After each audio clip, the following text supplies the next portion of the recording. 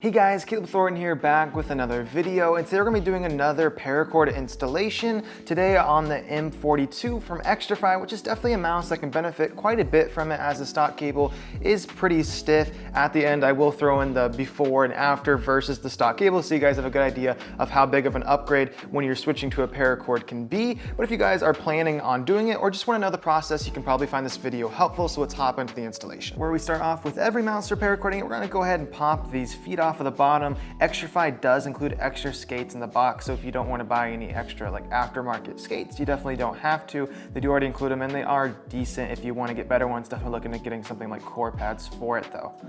For me, I like to use a hairdryer to pull them off. They do give you like these little tabs where you can kind of get something under and prime up. The only reason why I don't enjoy doing that is just the amount of adhesive it leaves behind. So I'm going to use the hairdryer to heat it up, get the adhesive loosened, and then just peel it off, leaving less residue behind and making the installation of the new skates afterwards a little bit easier. So that's what I'm going to do for taking them off.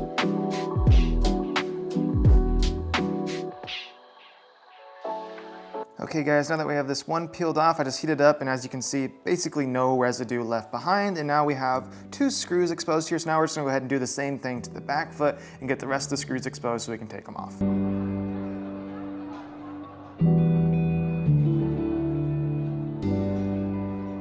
So now that we have both of those skates off on the underside of the mouse, we now have all four of our screws exposed. There's two under each of those skates. So we'll go ahead and just unscrew those with a screwdriver. If it's magnetic, it helps out. It doesn't need to be. Very simple. Once we pop these out, we'll be able to actually separate the shells.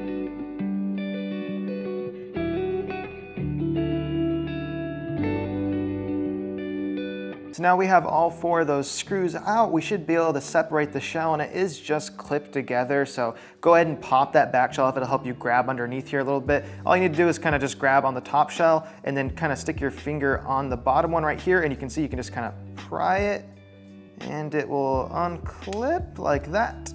And once that is unclipped, you can just go and do the same exact thing on the other side, and then you'll have it completely separated. And then as soon as you do pop it off on the other side, it will completely come apart. Do be careful, don't like yank on it as soon as you pull it apart, because you do have a cable running from your PCB to that top shell. And we'll go ahead and just disconnect this to make our lives a bit easier while we're working on the bottom shell, because where they do have their cable routed, it goes under the PCB. So we're gonna have to lift the PCB up a little bit to help get this cable out, and then also routing with the other cable. So let's go ahead and disconnect the top shell from the bottom shell first. So all I did was just kind of push a little bit of pressure out on these with the flathead screwdriver just to loosen where those clips are holding it in, and then just wiggle it out. It's fairly simple. Obviously don't tear on it because you don't want anything breaking, because Xtrfy is definitely not going to replace it for you, because definitely voiding the warranty by pulling this all apart. But just having this separated is just going to help us out with the rest of it, just not having it not be in our way. So we'll set this off to the side. So this is a little bit difficult to wiggle out with the small amount of cable we have exposed to us. So we're just going to pop the PCB off first. That'll make our lives a bit easier. So all you have to do to take it off there, we've got three screws here. We got the screw towards the back of it, towards the middle, and then this one that's going through and towards the center area, I guess you could say, of it. And those three screws should be all that's holding it down. Once we loosen those, we should be able to take the PCB up a little bit, making our lives a lot easier.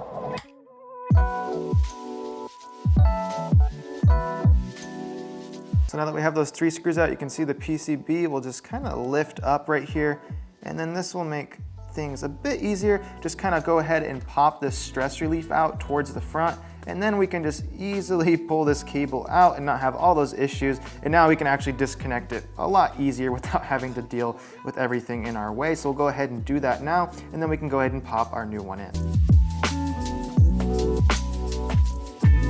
Alrighty guys, so there is the stock cable, and we're gonna say goodbye to that now. It is definitely a more awkward one to get out. A lot of them you don't actually have to pull the PCB out, so taking a little bit more work to get it out. But now I'll go ahead and just, you see this connection right here, we'll just go put the connection of your paracord back into the same slot, and then we should be good to go. The cable we're gonna be using today is from Lethal Gaming Gear. Definitely give them a look, guys. I'll have their website linked in the description down below. Really high quality paracords. I've used multiple and also paracorded multiple mice with their paracords. Definitely worth a look. They do their cable drops, said that backwards, on Saturday. And if you want to try to get in on that, make sure you follow them on their social media. That's the best way to keep up to date with them, as they frequently update you there. But definitely give them a look. They also do sell things like skates and grips and all that good stuff for anything related to mice. So go ahead and click on that link in the description if you want to check out what they have to offer. So we'll go ahead and take that connection just like the other one and just plug it right back into where the other one was pulled out of. And then we can just work on trying to route these cables underneath that PCB, how the old one was. Probably gonna be a little bit more difficult since these are all loose wires versus having like a shrink wrap around them.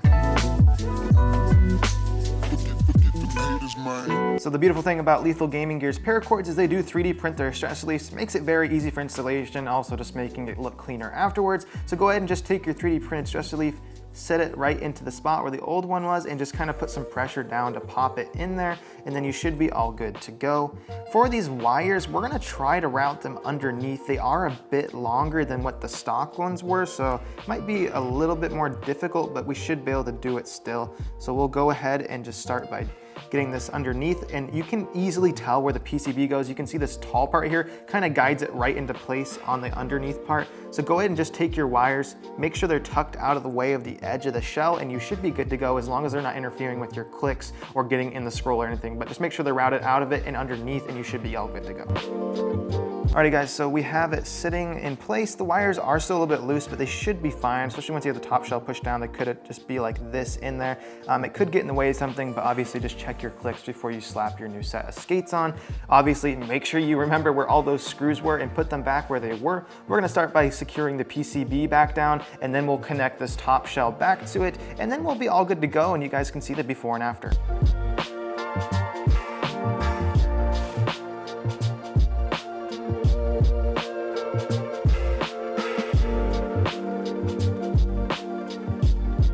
So once you have your shell popped back on, just go ahead and give your clicks a quick test, as well as the scroll wheel, and everything does feel fine on my copy. This lets you know there's nothing in the way or interfering with them, and that you put everything back together just right. And that is pretty much as simple as it is. Obviously put your screws back in the bottom as well, and just slap your new skates on, and then you're all good to go.